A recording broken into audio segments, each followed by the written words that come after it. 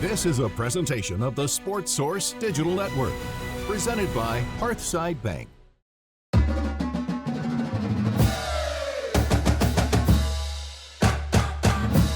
Welcome into the Sports Source Digital Network. I'm John Pennington, joined in our Bandit Bar set by Bob Hodge right there, by Vince Ferrara right there, and by David Ubben right there. Of course, David with The Athletic. The rest of you guys are local and no one cares. But national, woo, national. We want to talk about an interesting topic that came up in the sports news recently. About a month ago, right after the draft, Dante Thornton came out and did an interview with a website, fan site. Guy looked like a fan, but it was in Las Vegas when he was drafted by the Raiders. And he said, everybody says you can't run routes, but I tell them to go back and look at what you did at Oregon. And Dante Thornton's like, yeah, check the Oregon tape. Pete Carroll asked me, can you run routes? And I'm like, man, just go look at Oregon.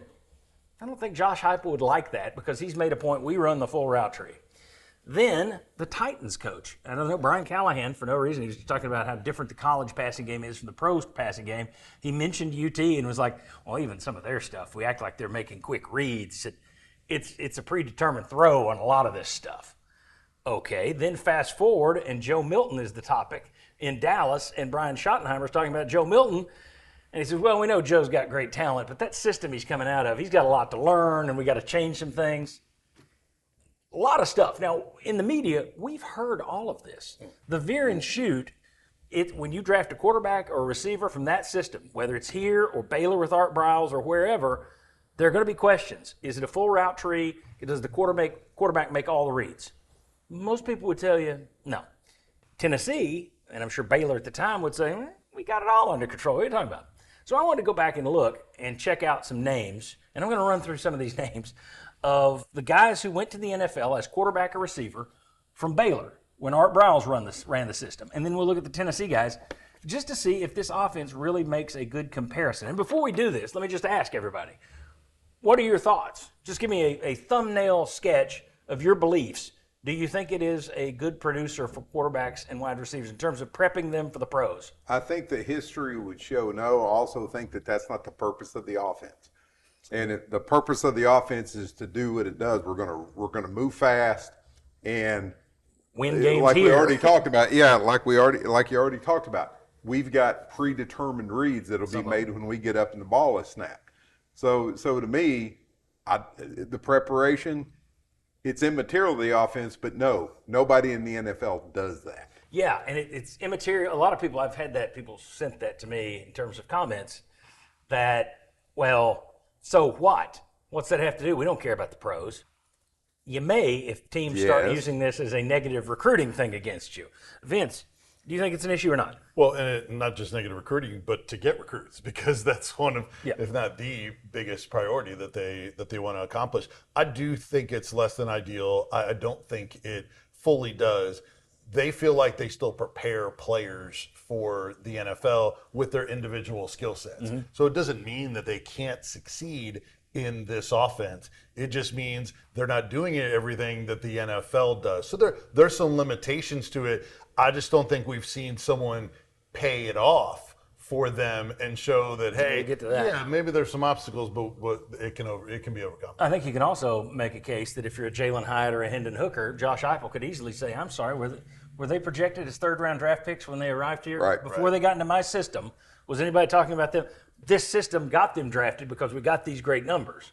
So it's two different things. Can it get somebody drafted? Yes. Are they well prepared when they get to the pros into a new offensive system?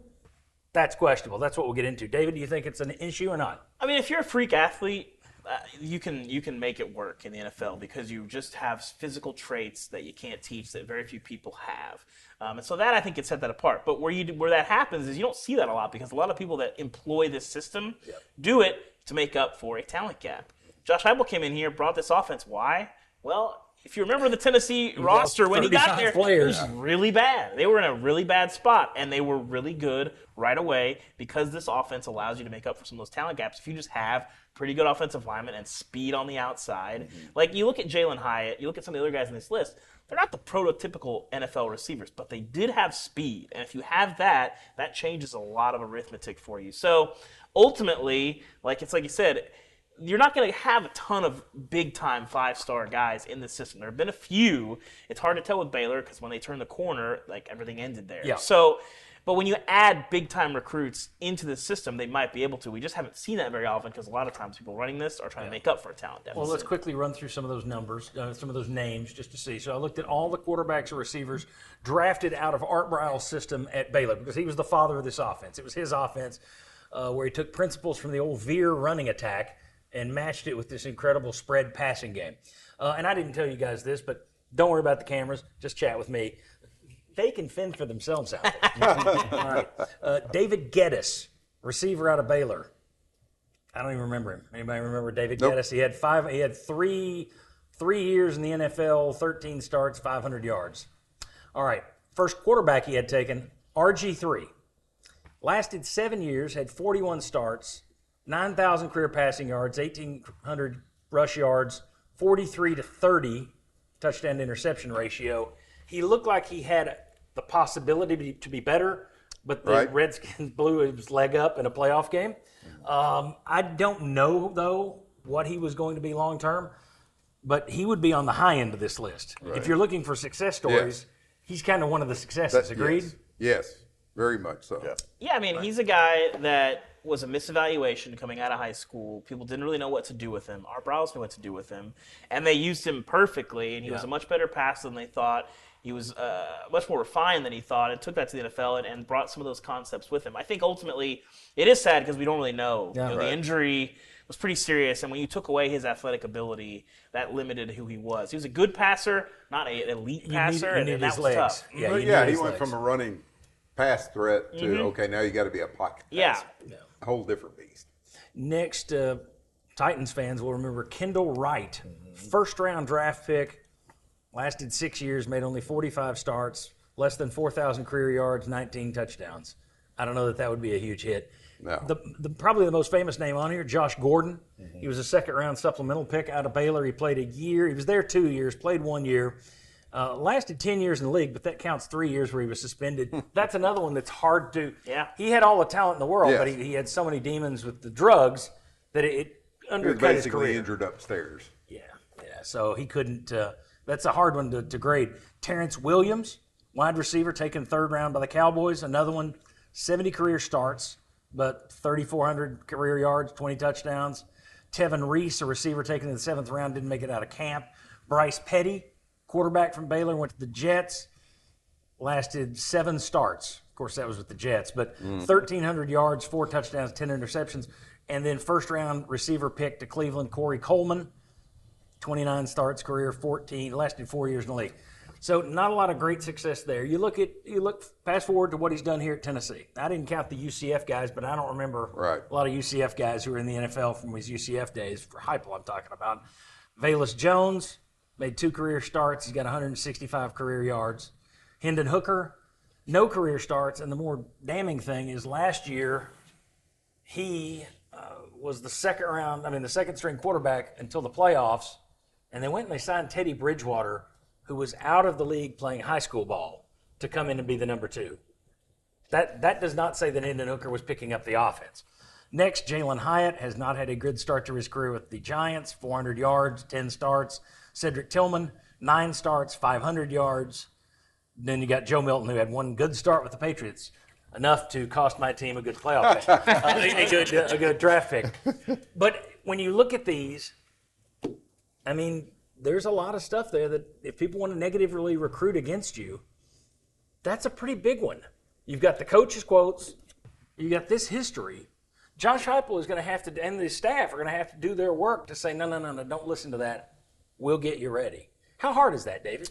I think it's pretty hard, but I think where it gets hard is when you're talking about elite recruits. And those are the ones that can help you, establish yourself as on equal footing with the Georgias of the world, with the Ohio States of the world. That's really hard to do because a lot of those guys know, hey, if I'm Jeremiah Smith, well, look at what Ohio State's done. Look at those receivers. Look at that tradition. Like, I don't know how you can recruit against them. But you do have guys that, hey, if you're a 4-star, if you're a high 3-star, you have traits that work, well, we can win with you. And, in 2025, you do have an equalizer, which is the cash. That can help you. Maybe they want to go somewhere else, but, hey, we can offer you $200,000 more a year. That's not insignificant. And so you've got to make up for it in some ways. But the history of this offense is what the history of this offense is, and you can still make hay with less supplies than other people have. Yeah. But I think it is hard to bring in elite level talents. And that's the problem is you got so many people here who you're at a school where you won immediately with this system.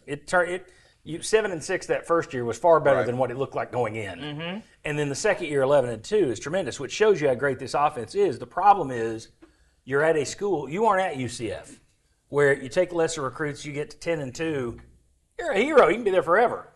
This is Tennessee where, hey, he's gone 10-2 2 years in a row, we got to fire this guy, he's not the answer. Getting over that hump with this offensive system, it's almost like it raises the floor, but I wonder if it lowers the ceiling at all because, as David says, it's harder to get those highest NFL draft prospects in here. Thank you, Vince. We spoke a little bit earlier about these coaches. They do things to improve you. Mm-hmm. The year before Jalen Hyatt became a Blitnikoff Award winner, Jalen Hyatt couldn't catch a pass. Yeah. Mm-hmm. They've done it with receivers. We're not talking offensive linemen. They've done it with some offensive linemen. Yeah. They did it with Hendon Hooker, who came in, and it was like, before he got fired, brings this guy named Hendon Hooker. Go look at his numbers at Virginia Tech. Yeah, it was rough. So they do things to make you better, but once again, and I think a lot of fans, Tennessee fans, college football fans, don't understand that, is, yes, when you're talking about those very elite 5-star guys, they want to come to Alabama or Georgia or Ohio State. They want to win, but they're thinking 3 years. I'm going to put my 3 years in. I'm going to the NFL. That's when I'm going to make the big bucks after I've made some pretty decent bucks. And I think that's what a lot of fans don't grasp is when you look at these players and what has happened at Tennessee and other places that run this offense, okay, that does make a recruit especially who's getting good advice from the people who are helping him get money, say, Ohio State does it, these guys don't. Georgia does it, these guys don't. So I think that is where it bites you, just like you alluded to earlier, Dave. It gets you not on the field during a game, it gets you with the recruits. Yeah, I think it boils down to, like, when you look at it from an empathetic perspective, you're betting your life on this. Like, if you're coming out of high school, you're saying, okay, if I'm a top 10 receiver recruit, what is the surest bet that is going to get me on the fast track to the NFL? Like, you are betting your life on that. You go to the wrong spot, you go to somewhere that doesn't work out, your life doesn't end up the way that you hoped that it would. And so what do you want to do? You want to be risk averse. You want to go to the place. This is why, like Brian Hartline, when you start having a few guys at Ohio State, it's sort of like a self-fulfilling prophecy. And, it did work out pretty well for like the most freakish receiver prospect that we've seen in the sport in a long time. He walked in and was an impact player immediately. And he's probably going to be the best player in college football. And there's a reason, Vince, why Georgia, Alabama, Ohio State, we talked to Ryan Callahan, of course, who covers recruiting for Go Vols 24/7 and for us. He's our recruiting guru in the sports source world. You talk to him, he's the first one to point out that, those guys get a discount because they are known as, I want to be on the assembly line. You come here, I'll put you on the assembly line, you're going to come out ready in the NFL. So those guys are going to get a discount, and I think that this factors into that discount, is you have more to prove than they do. I'll take less to come to you because you're going to take care of me. At Tennessee, you got to pay me more because, one, you're not as sure a pro thing as they are. Right. And I would worry, is this going to make you less of a pro factory in some recruits' mind in terms of quarterbacks and receivers? When you look at the list, when you look at what coaches are saying, is that a concern? Vince, your take on this? You have ground to make up. You have a lot of work to do to change that and be more like those other schools that are able to produce guys. And you guys talked about it.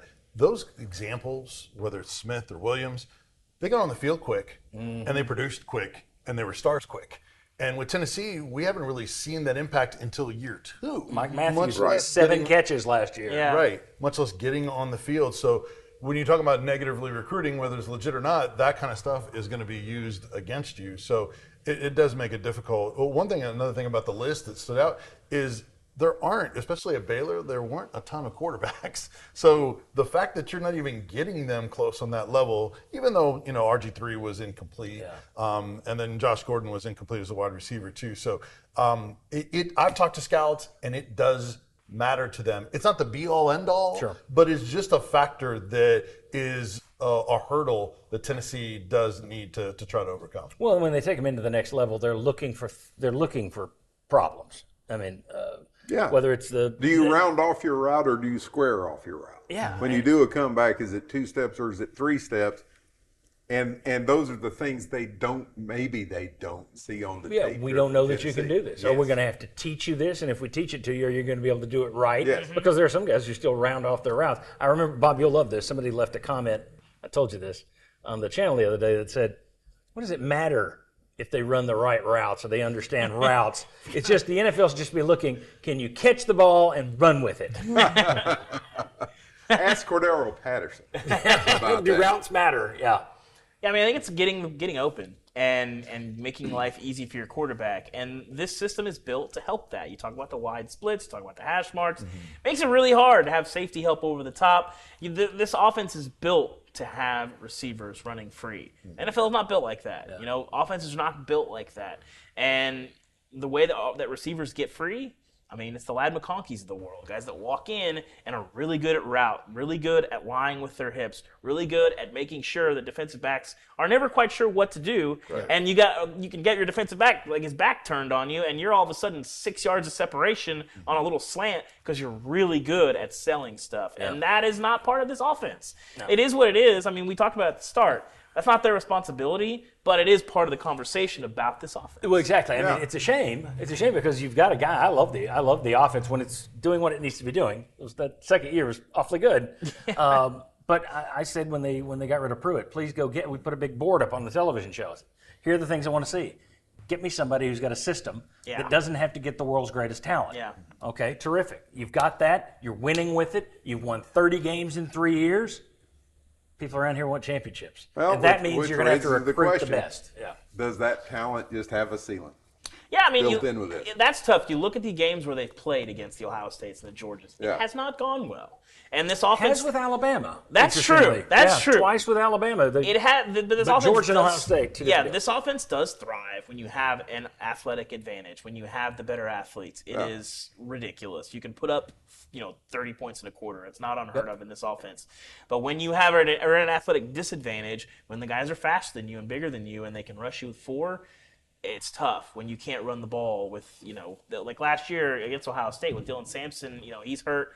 They got to go back to down the depth chart. They couldn't really block their defensive line up front. Up too, yeah. It was tough. And when you don't have that, it makes life very difficult. The Alabama piece of it is interesting. I don't know how you really explain that. Because on paper, they got more blue chips than you do. It's true. And they've had really good luck against Alabama. How about at the one place against Alabama, you have been better quarterback than them? Yeah. 2 out of the last 3 years. Yeah. So maybe it's just that simple. That okay, and it's not like you steamrolled Alabama either. They missed a field goal. You certainly were with Hendon Hooker. I don't know that you were better at quarterback last year. I mean, Milroe took a step back, but I don't know if he was as low as. No, he was a third-round draft pick. We're talking about a lot of third-round draft picks here. That's true. Okay, Vince, I'll let you finish it up. Anything you want to add? I think that they have, whether it's other positions, whether it's running back, you mentioned offensive line, there's ways to, I think, at least fend off that negative narrative that's out there. And it may need to be one of the running backs, whether it's Sampson or Jalen Wright in the second year, Darnell Wright, who may be the best of the guys. This is specifically quarterbacks and receivers. And you need those guys to hit. Right. Yeah. You need one of them to take off and hit. So in the meantime, I'm just saying that could kind of soften the blow of the image of the offense. Yeah, for a long time they did have offensive line issues. Baylor, one of their best draft picks, became a fireman in Canada in year 3. So shout out to Danny Watkins, my guy. I love that guy. Definitely need. I mean, this is a team that needs Jalen. This is a program that needs Jalen Hyatt, Cedric Tillman, Hendon Hooker, Joe Milton, somebody to step up and carry the flag for them and say, see, there we go. We prepared this guy. You haven't had that yet. All right. Thanks to David Ubben, Vince Ferrara, Bob Hodge. Thanks to you. Thanks to Hearthside Bank for bringing you this whole darn network. Be sure to click thumbs up if you like this kind of content. Be sure to hit subscribe, click the notify button so you'll know when we post something up. Leave a comment. If there's anything else I could come up with you to do, I would say do it. But I appreciate you for watching. We'll see you next time right here on the Sports Source Digital Network.